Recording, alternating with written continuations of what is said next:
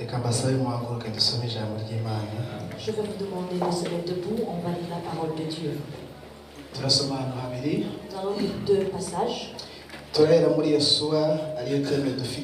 Josué, comme c'est le thème que nous avons. 5, de 9 à 10.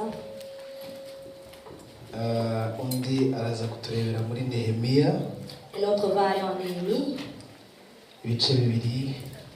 Chapitre 2, verset 17.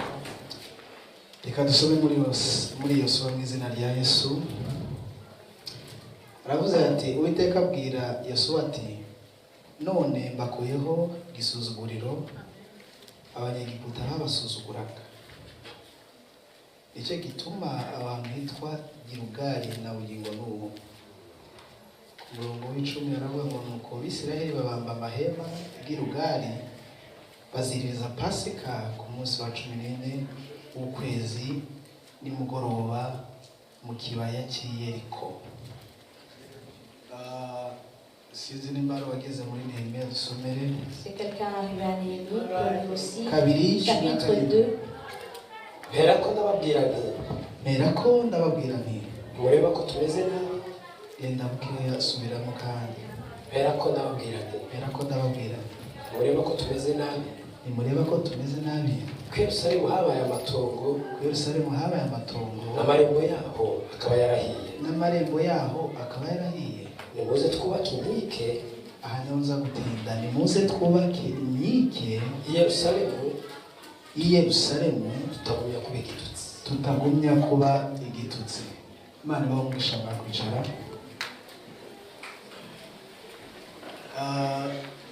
Twongeye gushima Imana kuri mwanya tugeneye wo kuba hano hantu. Nous remercions Dieu qui vient de nous donner cette opportunité encore.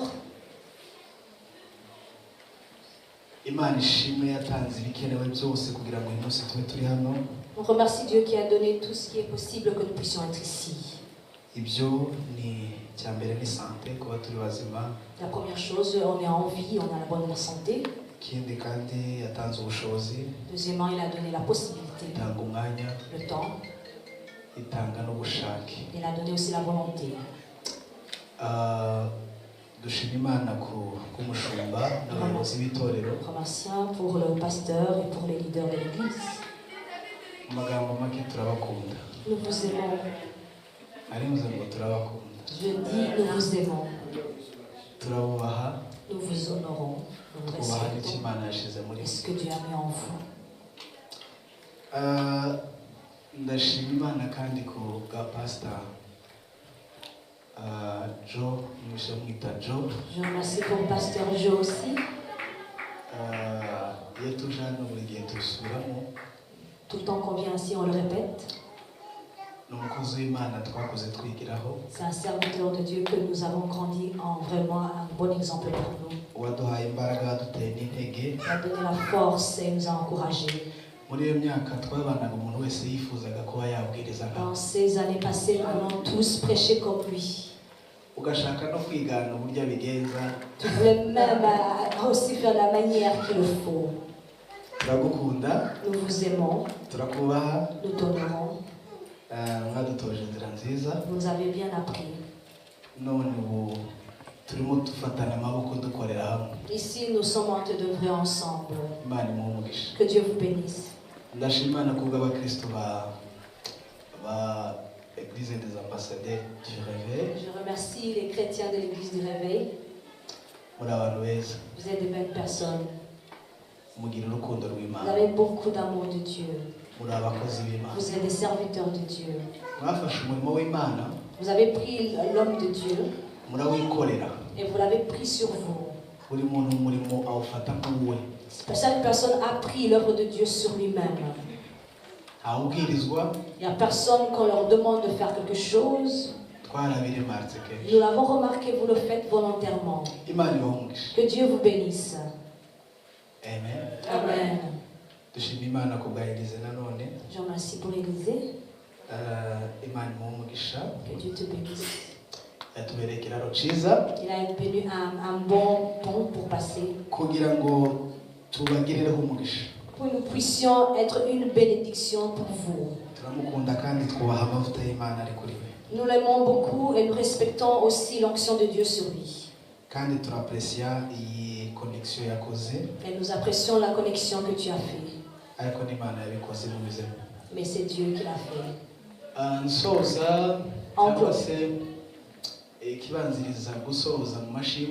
En clôturant cette action de grâce, je remercie pour la jeunesse.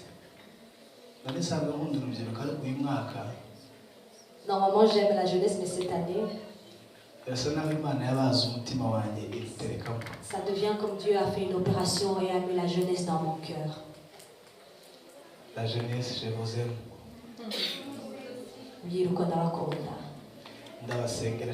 Je prie pour vous. Et j'ai le temps de leur parler ce que j'ai le temps de parler avec eux.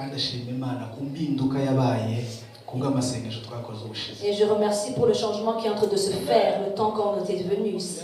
Acclamons Dieu.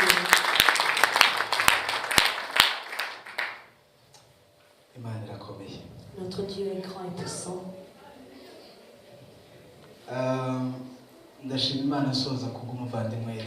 Je remercie pour mon frère héritier que j'aime, que je respecte, qui m'aide beaucoup de temps. On se fortifie.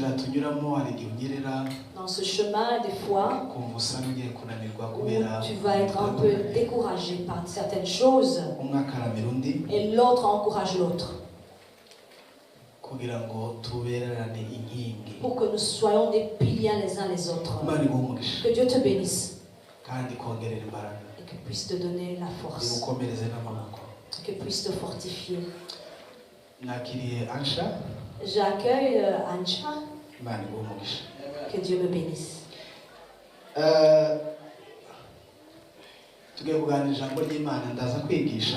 Je vais prendre le temps d'enseigner.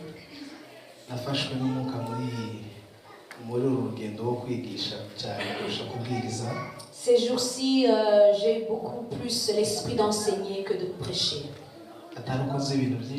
C'est pas parce que je sais beaucoup de choses, mais parce que Dieu me le donne.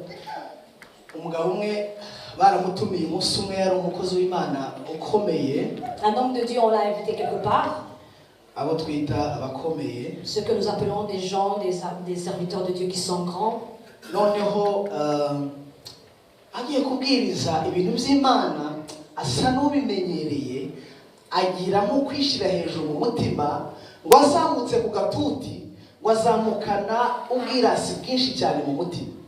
homme de Dieu qui est très connu, comme il essaie de le faire tout le temps, et il est venu ici un jour pour prêcher, et il est venu avec un esprit d'orgueil pour pouvoir prêcher.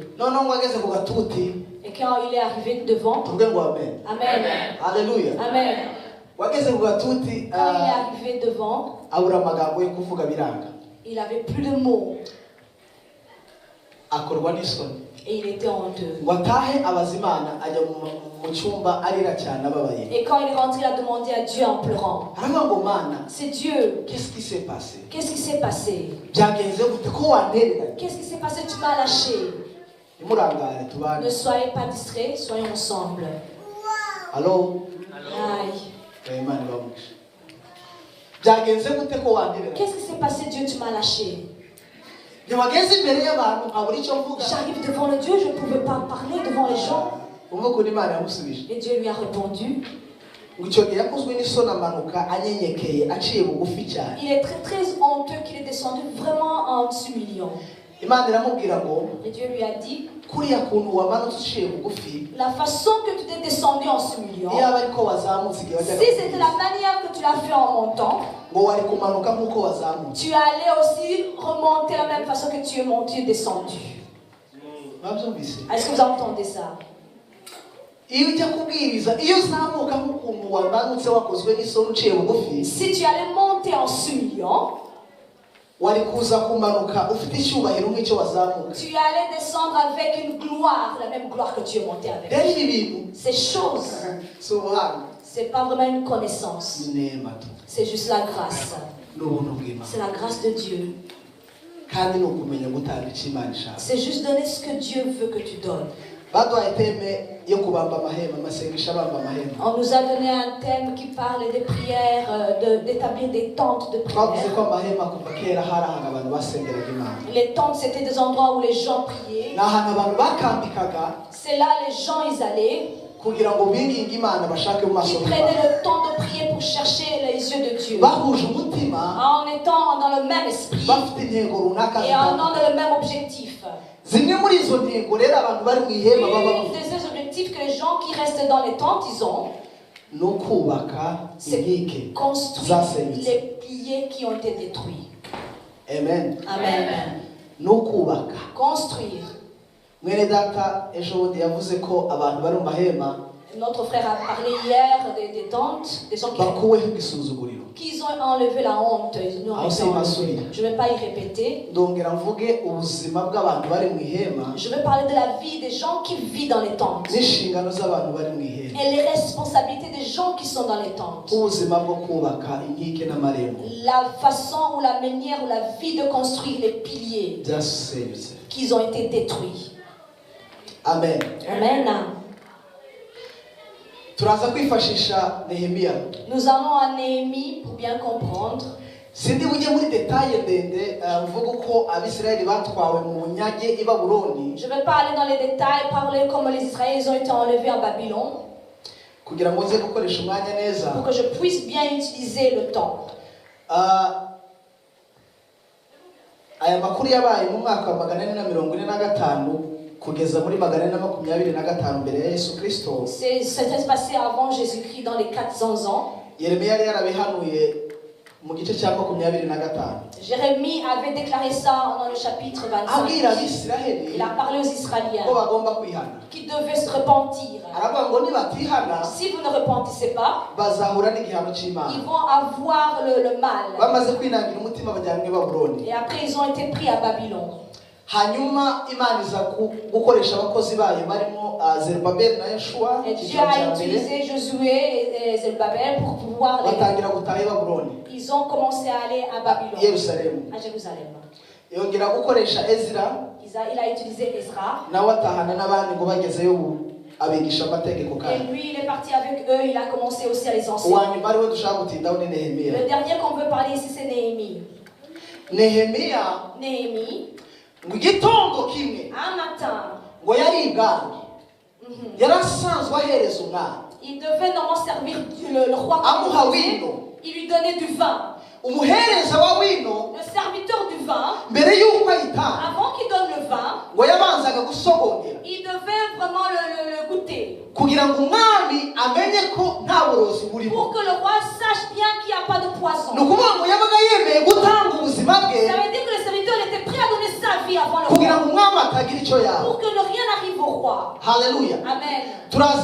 turaza kuganira ku bantu babarizwa muri iki gitabo tumenye izi nkike yendaga kubaka n'aya marembo yendaga kubaka n'abanzi bari muri iki gitabo basobanura iki mu ihema turimo uyu munsi. Nous allons prendre le temps de comprendre ce que ces gens-là qui prenaient la responsabilité de construire les tentes, qui y sont, et ceux qui sont les ennemis, c'est qui exactement. Nehemiya Néhémie, ari imbere y'umwami quand il était devant le roi, yumva amakuru il a entendu les nouvelles y'uko inkike que z'Yerusalemu les entrées, que les piliers, n'amarembo que aussi les ngo portes, byasenyutse ils sont en train d'être détruits. ngo nabo baracana. Et il a eu mal.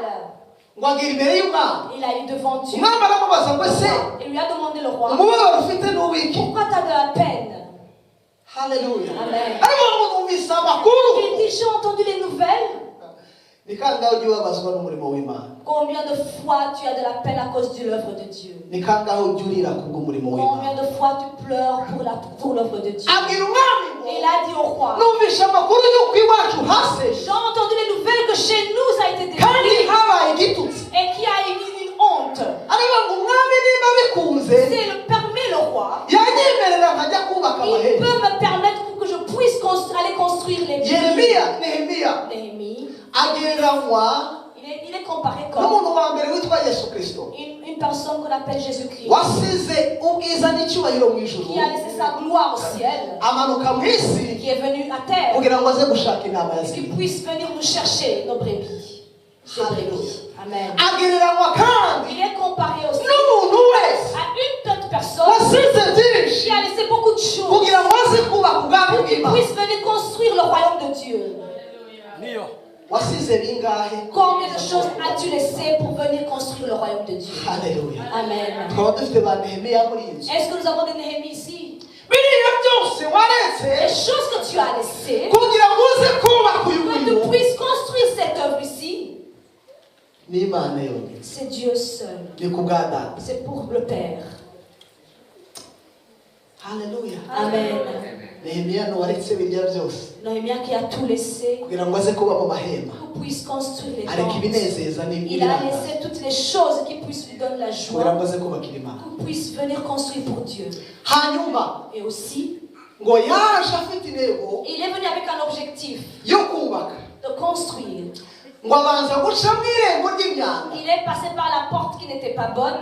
Iyo umuntu ajya kubaka Quand tu vas construire, irembo ry'imyanda rigereranywa n'inzira yo gusohora ibyaha. la porte des déchets est comparable à la porte des péchés qu'on est en train Iyo umuntu ajya de kubaka arabanza akigizaho ibiryo byose Quand tu bituma dois construire, bimutandukanya tu n'Imana. dois mettre à côté de ces choses-là. Amen. Amen. Turi kujyana. Ah oui, ensemble. Ngo ajya kubaka inkike n'amarembo. Ndasobanura inkike zisobanura iki? Amarembo La pilier, asobanura. ça veut dire quoi? Les portes, ça veut dire quoi aussi? Turacyari kumwe. On est toujours ensemble. Abajene turacyari kumwe. Les jeunes, vous êtes là? Inkike cyangwa se urupango Les piliers, rumaze iki mu buzima busanzwe? ça veut dire quoi dans la vie de nos jours? Urupango icyo rumaze aho twabaye muri Afurika Là où nous vivons chez nous, ni urwo kwimira umuntu winjira. les clôtures, c'est normalement une clôture, c'est pour empêcher les gens qui vont entrer. Haleluya. Amen. Rero rugereranywa Les clôtures sont aussi comparées. n'ibyo twubaka Les choses que nous construisons, biturinda qui vont nous protéger kwinjirirwa na Satani. d'être entrés par Satan. Urwo rukuta rero Cette clôture rwubakwa n'amasengesho n'ijambo ry'Imana. est ensuite établie ou construite par nos prières. So urukuta rwawe Donc ta clôture ruba rurerure peut aller tout haut bijyanye n'ubunini bw'amasengesho cyangwa ubuto bw'amasengesho n'ijambo ry'Imana. et basée par la profondeur de tes prières. Haleluya. Amen. Uko ukomeza kuba imbere y'Imana muri ibyo bintu, Plus tu restes dans les prières, uba ukomeza kubaka urukuta ça veut rurerure dire que tu vas élever ton pilier aho Satani atabona aho amenera où mu gihe. Satan ne pourra pas rentrer. Uburinzi bwawe bungana Ta protection est comparée n'umwanya wawe n'Imana. dans le temps que tu prends avec ton Dieu. Amen. Amen. Hanyuma irembo La porte, cyangwa se portail oui, portail. cyangwa se urugi La porte, mu portail. buzima busanzwe, Dans la vie de tous les jours. urugi icyo rushinzwe Ce que ça veut dire la porte, ni ukugira ngo ukingurire uwo ushaka c'est plus ouvrir à la personne que tu cyangwa veux, umuheze hanze. ou tu peux le faire aussi, se faire sortir. Amen. Amen. So urugi rero La porte rugereranywa est comparée n'aya maso n'aya matwi avec n'izi six sense. nos yeux, toutes les six sens. Ibi byose twemera Les gufungura choses que nous laissons entrer, kugira ngo bigire icyo byakira. qu'on puisse recevoir en nous. Iyo amaso yawe yafunguriye isi, Quand tes yeux ouvrent vers le monde, tu vas recevoir le monde. iyo imaze kwinjira Quand le monde entre en toi, niza yarangiza igasenya rwa rukuta. ça... Birimo kumvikana. Haleluya. Amen.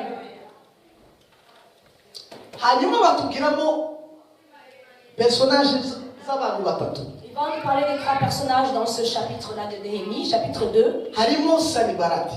Il y a Sanballat. Agitangira kubaka Quand il a commencé à construire, wahagurutse abanzi il est comparé comme un ennemi bo kurwanya umurimo. qui veut vraiment combattre le monde de Mugitangira Dieu. kubaka uyu murimo, Quand vous avez commencé à construire ces œuvres, Satani nawe yarahagurutse. Satan il s'est mis debout aussi.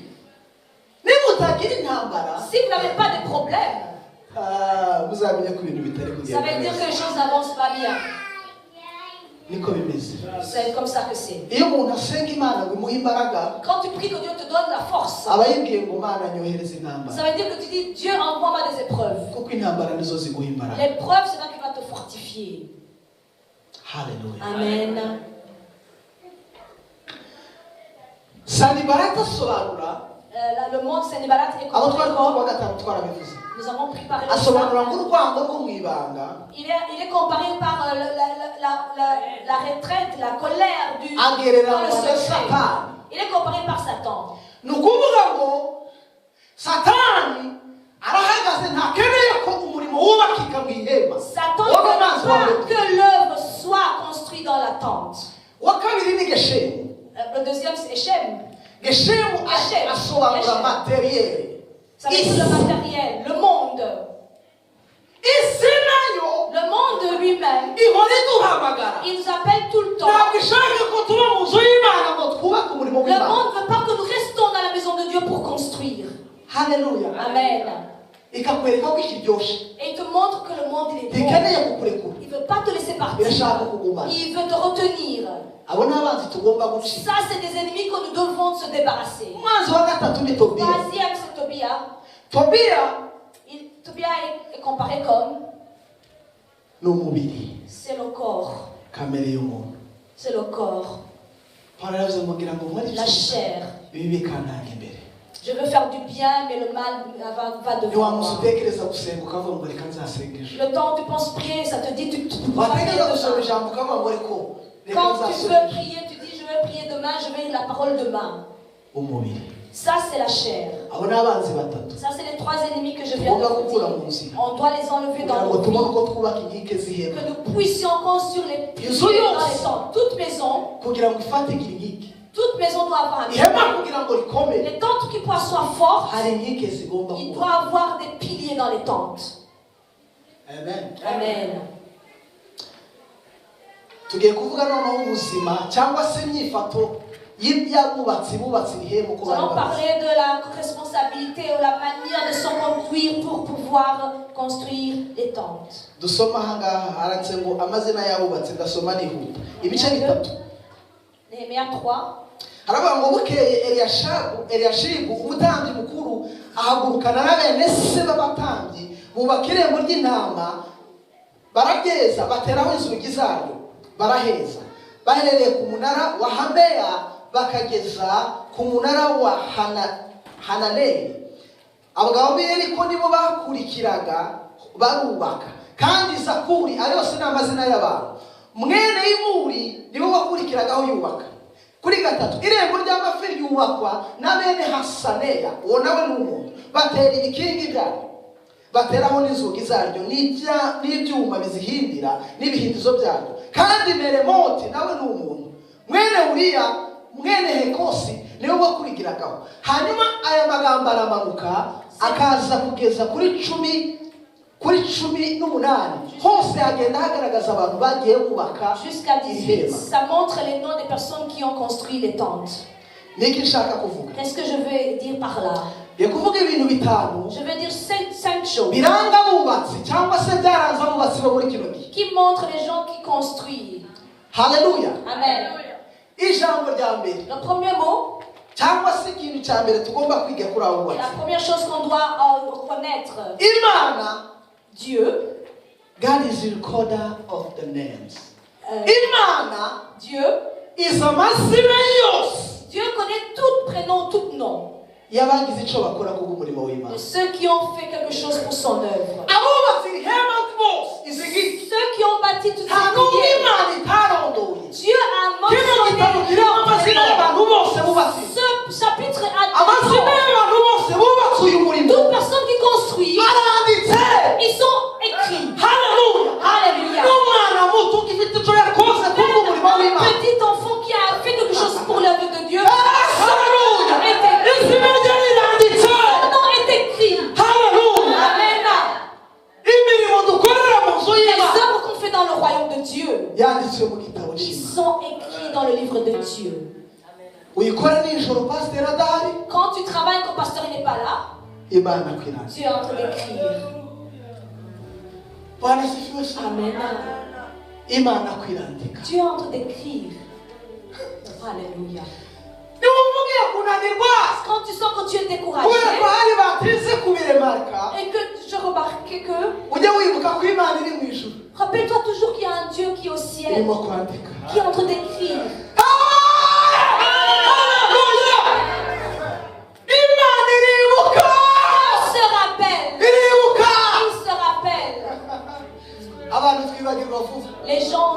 ko Imana ntizibagirwa Mais Dieu imirimo ne va wakoreye mu nzira jamais oublier les œuvres que tu as faites. ntizibagirwa Il imirimo ne va wakoreye mu nzira jamais oublier les œuvres que tu as fait pour lui.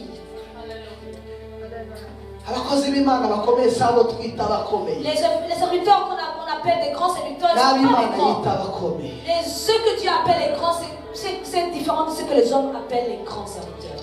Bwana asifiwe sana Amen. ikuzimu nta migambi nta no kugushima bibayo ikuzimu nta migambi nta no kugushima bibayo ikuzimu nta migambi nta no kugushima bibayo atukuzwe Yesu komeza ukore Continue à œuvrer. Imana irimo kwandika Dieu, izina ryawe ton nom riranditse mu bwami bw'Imana et Alléluia. Ton nom est en train d'écrire.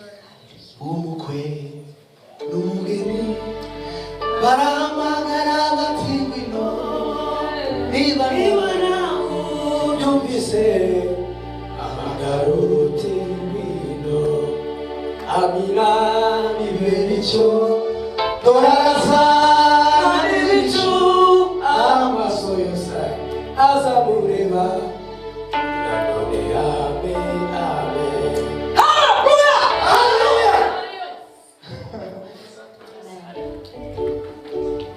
twaba turiyo cyangwa twarapfuye tuzahindurwa duse nawe iryo ni ijambo rya mbere Ça, c'est ijambo rya kabiri deuxième mot ryaranze bano bubatsi qu'on peut décrire à propos de ces gens qui construisent.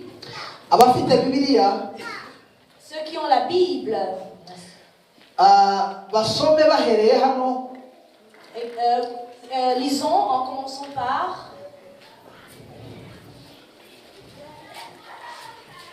Bwana sifiwe sana basome bahereye kuri 3 n'ibice 26 umurimo w'Imana l'œuvre de Dieu cyangwa se umurimo wo mu ihema ou l'œuvre dans le temple. uhera mu rugo Ça commence à la maison. niho waheraga icyo C'est là où ça commençait avant. 26 Chapitre.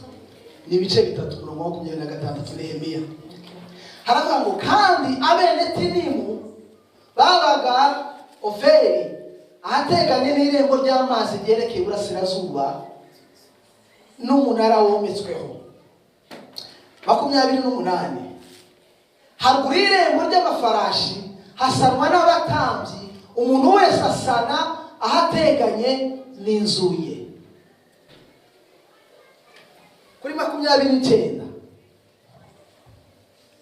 Sadoki kuri 30 Hananiya mwene Shelamiya na Hanuni umuhungu wa 6 muri bene Sarafu bakurikiraho basana ikindi gice Meshulamu mwene Berekiya akurikiraho sana hateganye n'inzu ye. Bwana sifiwe sana. Umurimo w'Imana, L'œuvre de Dieu ugomba kubanza guhera iwawe. doit commencer chez toi.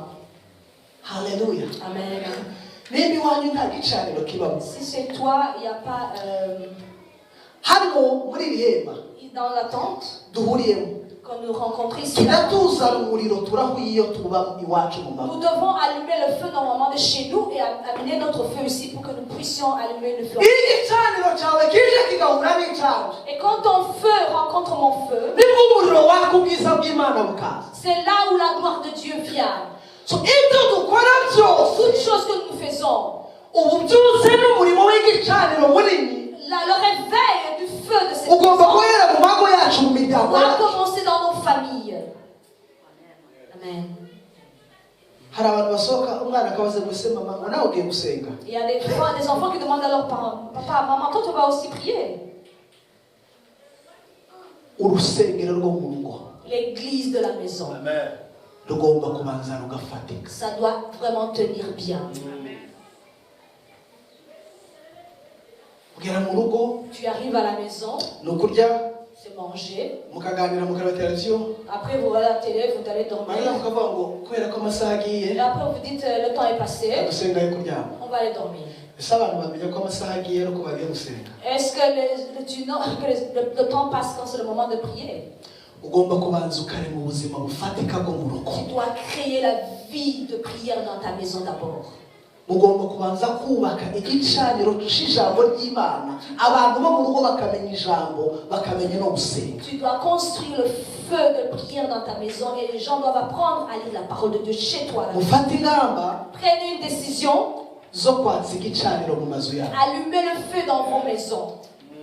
Amen. Haleluya. Amen. Hari inzugeramo Il y a une maison que tu arrives ukumva ubwiza bw'Imana, ukumva vibration, et tu sens la gloire. ukumva umuriro wayo. Tu sens le feu directement quand tu Kubera ko irashanyaraje, parce que c'est une maison qui ibamo est amashuri, remplie de prière. ibamo imbaraga, Prière ibamo de igicaniro. il est rempli de gloire. Iyo wageze guhabura biroroha, Quand tu arrives, ça devient facile. iyo uhageze ibintu birakemuka. Quand tu arrives, les choses se Hari résolvent. fondation, Il y a une fondation déjà dans cette maison. hakaba n'inzugeramo ugasa naho abanza gucukura. Il y a des maisons où tu arrives où tu dois vraiment essayer de recommencer. Abantu nibagera mu nzu yawe Quand les gens arrivent dans ta maison, bajya babona ishusho y'Imana, qu'ils puissent voir la gloire de Dieu, bajya babona ishusho ya Kristo. qu'ils puissent voir Jésus. Abaremerewe Et ceux qui sont Mais bah, fatigués, quand et quand ils arrivent chez toi, baruhuke, ils vont avoir du repos kuko harimo ubwiza bw'Imana. parce que la gloire est dans ta maison. Amen. Bwana asifiwe sana. Amen. Wa mubyeyi yari yarubakiye Eliya, amwubakira ngo akumva ko hejuru ko kujya asengera. La maman qui avait construit pour Élie, la maison Yubakamo de prière, igicaniro gifatika. elle a mis un endroit pour prier. N'igihe umwana we yapfuye, Même l'enfant qui était mort ce temps-là, bamujyanye kuri cya gicaniro n'ubundi on cyo. l'a ramené au même endroit où Tu vas me on dire, fait Victor. prier. On l'a pas amené à l'église. N'igihe cyawe bizagenda ukuntu, Même où ça arrive dans ta vie, quelque chose ne marche pas bien. n'ubundi bizakemukira hahantu. Ça va aussi se résoudre au même endroit où tu rencontres Dieu. Haleluya. Amen.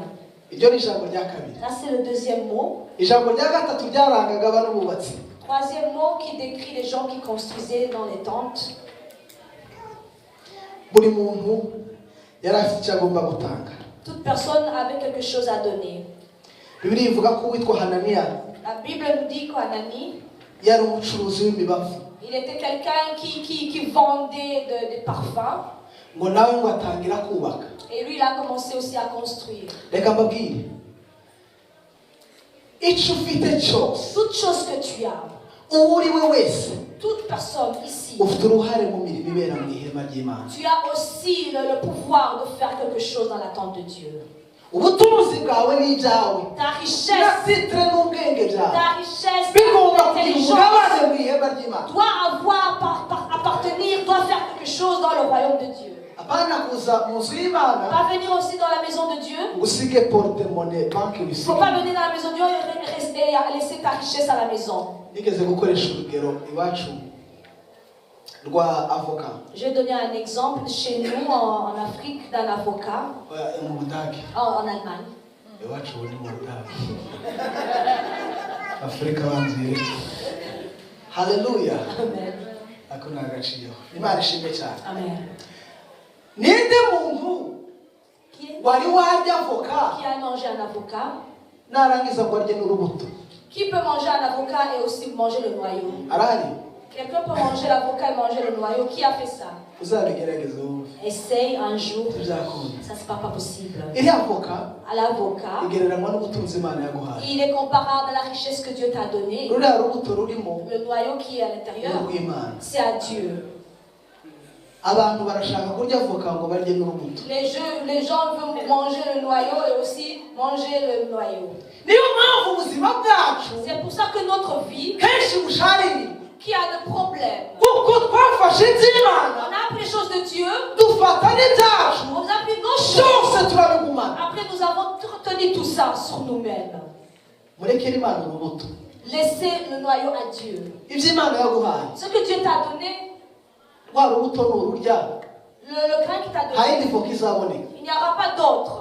Nirwo bongera gutera hakavamo indi voka. C'est là où tu vas semer encore, où tu rencontreras quelque chose. Mu by'Imana yaguhaye Alors, les choses que Dieu nous a données, ujye uyizirikana, pensez à ça. nibwo uzahirwa. c'est là où tu auras une belle vie. Amen. Amen. Ijambo rya kane, Quatrième mot, uyu murimo cette œuvre que nous faisons, wari volontaire. c'est un œuvre volontaire. Nta bihembo, Il n'y a pas qu'on va te nta muntu payer. n'umwe wigeze uhembwa mu gihe basanaga inkingi. Il n'y avait personne qui a été payé quand ils ont construit. Turimo gukorera Imana. Nous sommes en train d'œuvrer pour Dieu. Haleluya. Amen. Imana niyo izaduhemba C'est Dieu qui va nous récompenser mu gihe gikwiriye. dans le temps à venir. Pasiteri ntajya guhamagara, Si pasteur t'appelle, yaratinze guhamagara, ou elle a pris du temps pour t'appeler, ibyo ni bitoya. ça c'est des petites choses. Turi gukorera Imana. Toi tu es en train d'œuvrer pour Dieu. Nabona umwanya izaguhamagara. Si le pasteur a du temps, elle va t'appeler. Ntitugashake impamvu ikintu kidafatika Ne cherchons pas des raisons qui ne two sont pas kutubuza gukorera vraiment Imana. pour que nous Tujye puissions dushaka impamvu ahubwo nous zifatika zo arrêter gukorera à Imana. Ziriho œuvrer. nyinshi. Cherche des bonnes raisons qui vont te pousser à œuvrer. Haleluya. Amen. Uyu murimo Cette œuvre, w'abakoranabushake. tu le fais Ntabwo volontairement. nturabwira se ngo papa ngo noneho nakorobye neza ndebera. Est-ce qu'il y a quelqu'un qui a déjà dit à la maison, papa, j'ai bien nettoyé, est-ce que tu peux regarder? Nta no gutegereza ngo atahe ngo abikubwire uriya aranje ubona ko ibintu bidatunganye Tu ukabitunganya. ne peux pas attendre que ton papa vienne te dire ça. C'est ta Ah, responsabilité. ah, Ici, c'est ah, chez toi, c'est à la maison. Kuri iyi nzu yawe ukenera ko isa neza ukayitaka ukayitaho uko ushoboye kose. La même manière que tu fais dans ta maison, que tout soit bien propre, ici, c'est la Iyi même nayo ni chose. inzu yawe. Ici, c'est ta maison aussi. Haleluya. Amen. Inzu y'Imana iyo idasa neza, ubwami bw'Imana cyangwa se umurimo w'Imana iyo uvuvuye n'ubuzima bwacu nabwo buravuvuye. Quand Ntabwo l'œuvre bufata de Dieu n'est pas bien, même dans nos vies, ça ne va pas bien se passer. Haleluya. Amen. Ibyo nuze ni ibyanjye n'iby'umucunguzi. Ce qui m'appartient, il est à l'Éternel. Tugiye kugana ku musozo. Nous allons à la clôture.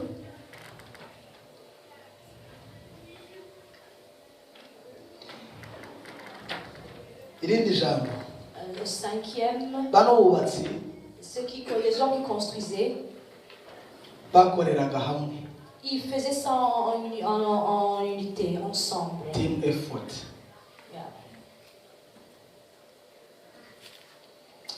Yeah. Nta na rimwe umutwe uzanezezwa nuko uku kuboko ntikwavunika ngo uku nguku kwishime. Si cet bras ne se sent pas bien, l'autre bras ne va pas se Iyo réjouir. ukuguru kuvunitse Quand on se sent Bagashiramo pied sima. et on met un ciment, ni ukuvuga ngo n'amaboko abigenderamo utangira gufata imbago. ça veut dire que ça va prendre la responsabilité aussi de pouvoir commencer à marcher.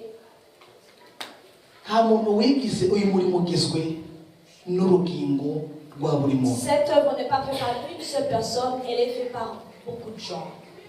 Haleluya. Amen. So uri imbaraga zanjye nanjye ndi imbaraga Tu zawe. es ma force, je suis ta force. Amen. Amen. Fata ukuboko Prends-moi ma main tujyane. et nous allons ensemble. Ntabwo umurimo w'Imana uzubakira ku muntu. L'œuvre de Dieu ne va jamais se construire par une personne. Numara kumenya ko Quand tu sauras ndi que imbaraga zawe, je suis ta force, aho kumvuga nabi au lieu de parler mal de moi, uzansengera. tu vas prier pour moi. Mujye murizwa n'ibitagenda. Pleurer pour des choses qui ne fonctionnent Mureke pas bien. kubyamamaza. Ne faut pas aller dire aux gens. Mureke kwamamaza imbaraga za Satani. Ne proclamez pas la puissance ou les œuvres de Satan. Mwature ko hari ubuzima. Déclarons qu'il y a la vie. Niba mwene data ananiwe cyangwa aguye, Si ton prochain il est faible ou il est tombé, nugera ahantu kumva barimo bamuvuga, et que tu arrives à un endroit où on est en train de parler d'elle ou de lui, uzabwira ngo siko bimeze. dites-le, c'est pas comme ça. Imana iramuzi. Dis, Dieu le connaît. Amen. Nikianguka kwa mimi nitasimama tena. Si je veux tomber, je veux me remettre encore. Ujue kwa maombi yako, Par tes prières, mimi nitasimama. moi je veux me remettre debout. Kubw'amasengesho yawe, Par ta tes prières, zongera mpagarare je kandi. veux me remettre debout encore. Nimba isi impagurukiye, Même si le monde est en train de nawe tuba me ukambagurukira, mais si le monde est en train de parler avec Zahozwa nawe. toi, et toi tu parles de moi aussi, consolons-nous les uns les autres. Yesu yaje gushaka abazimiye. Jésus est venu chercher ceux qui sont perdus. Ujye umufata ukuboko. Prends ton prochain à la main. Mubwire ngo garuka mu nzira. Dis-lui, reviens dans la maison. Amen. Asifiwe Baba. Alléluia. Iyo ni imyifato itanu Ça, c'est la façon, les comportements, les 5 manières de se comporter. y'abantu bari mu nzu y'Imana. Il y a des gens qui sont dans la maison de Dieu. Twari kuvuga inkike zubatswe icyo gihe J'allais parler des piliers qui ont été construits ces temps-là. icumi ariko ntazivuga nzazivuga ubutaha. Je ne veux pas parler des piliers qui sont à 10. Je veux le parler dans notre temps. Bwana asifiwe sana. Amen. Nehemiya ku bice bitandatu umurongo wa gatatu Néhémie chapitre aho twari kumwe 6, kuwa gatanu verset 3. Les gens qui étaient twarabivuze avec ngo moi, Sanibalati na Geshimu baramuhamagaye. on avait parlé que Sanballat voulait Twavuze ko appeler. Sanibalati agereranywa nande? Il est comparé avec quoi? Inde Satani. Geshimu Geshem, il est comparé avec quoi? agereranywa n'isi. Ngo baramuhamagaye Ils l'ont appelé. baramubwira ngo naze abasanga aho bita Oriyo. Ils l'ont appelé qu'il puisse venir vers là où il était. Ngo ariko amenya ko bashaka kumugomesha gukora umurimo w'Imana. Mais il a su qu'il voulait lui faire détourner le plan de Dieu. Ngo arababwira Et il leur a dit, ngo nta cyatuma nk'umurimo w'Imana il a dit, je ne peux pas laisser le plan de Dieu, ngo manuke mbasanga. que je puisse aller vers vous. Aravuga ngo ndakora umurimo ukomeye Je veux faire l'œuvre qui est puissante. nta cyatuma musiga ngo Je mbasanga. ne peux pas laisser l'œuvre que je suis en train de faire pour venir vers vous.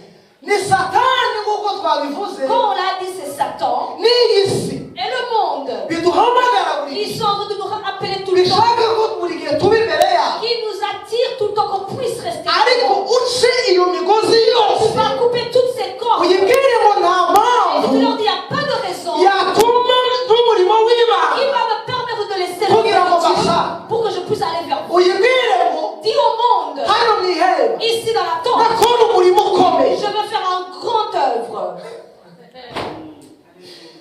Asifiwe Baba. Amen. Dunia niache mimi nakaza mwendo. Monde, laisse-moi, moi je continue mon chemin. Haleluya. Amen. Byose Toutes choses, wicecekeshe on va les dire de se taire kubwo gushaka Imana. pour chercher Dieu.